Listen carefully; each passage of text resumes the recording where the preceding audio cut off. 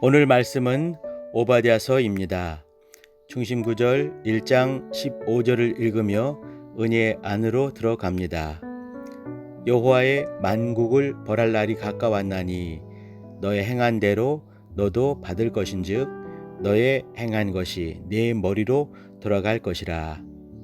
보이지 않는 바이러스가 지구별의 가장 강력한 포식자며 고도의 지능을 갖춘 인간의 삶에 일대 변혁을 가져왔습니다.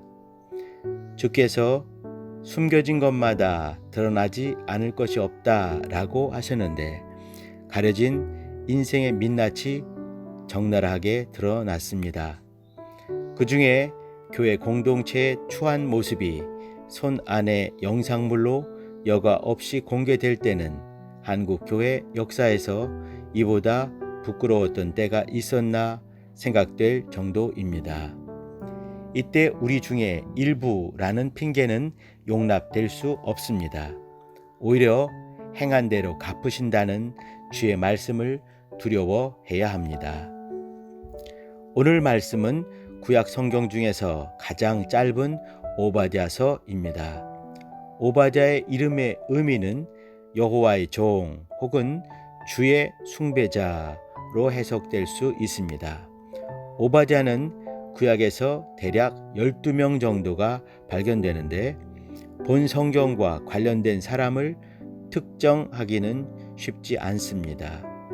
내용을 살펴 엘리야가 활약했던 아합 왕 시절이나 혹은 예레미야 시대로 보는 성경학자들이 있습니다. 시대 구분이 어려운 이유는 선지서마다 일반으로 등장하는 왕의 이름이 기술되지 않아서 그렇습니다. 오바댜는 세상 왕의 이름이 그다지 중요하지 않다고 본 것 같습니다. 도에 지나도록 인물이나 사건에 집착하는 공부는 우리를 피곤하게 합니다. 그럼에도 우리가 시대와 사건과 사회와 인물을 깊이 연구해야 하는 것은 본문을 성경적이며 문맥에 맞게 이해하기 위해서 그렇습니다. 오바댜서는 이삭의 쌍둥이 아들 에서와 야곱을 중심으로 봐야 합니다. 에서와 야곱은 모친 리브가의 복중에서부터 갈등했습니다. 야곱은 집을 떠나 외삼촌이자 장인인 라반에게 가서 20년간 얹혀 살다가 돌아옵니다. 이후 야곱의 후손은 이스라엘을, 에서의 후손은 에돔 왕국을 이룹니다. 혈통으로 보면 형제국이지만 정치적이며 영적으로는 철천지 원수가 됩니다. 이 내용이 바로 오바댜서입니다. 본문은 오바댜의 묵시라는 말로 시작합니다. 장 없이 22절로 마무리됩니다. 내용은 에돔의 심판입니다. 심판의 이유가 본 선지서의 기록 이유입니다.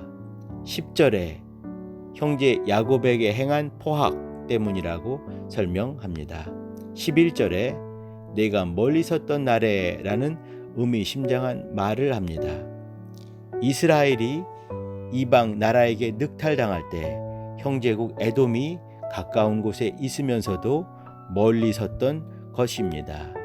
이때 에돔은 방관하거나 기뻐하거나 입을 크게 벌리거나 침략하거나 고난을 못 본 채 하거나 형제 재물에 손을 대거나 회방하거나 고난 중에 있는 자를 대적에게 붙이지 말았어야 했습니다.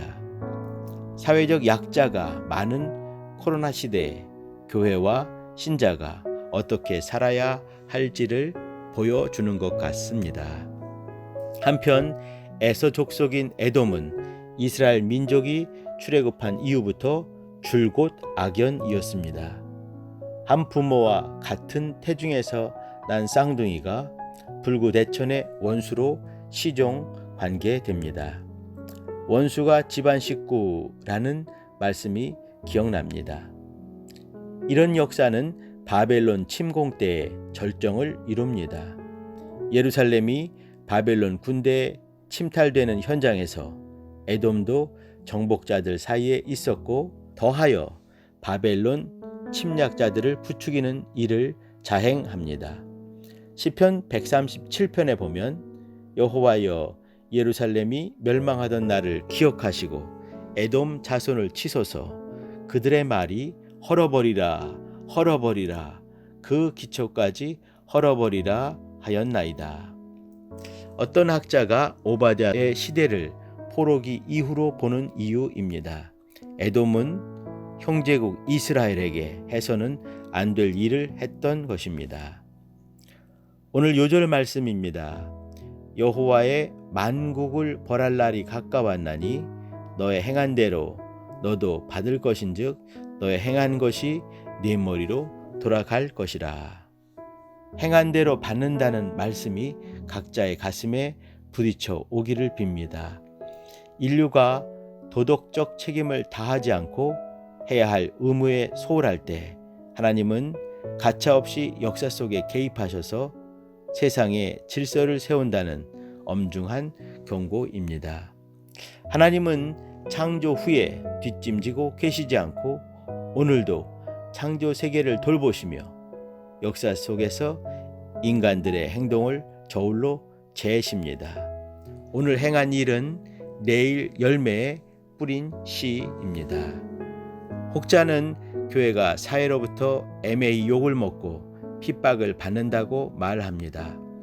저는 교회를 바라보는 세상의 날카로운 시선에서 두려운 하나님의 눈을 느낍니다.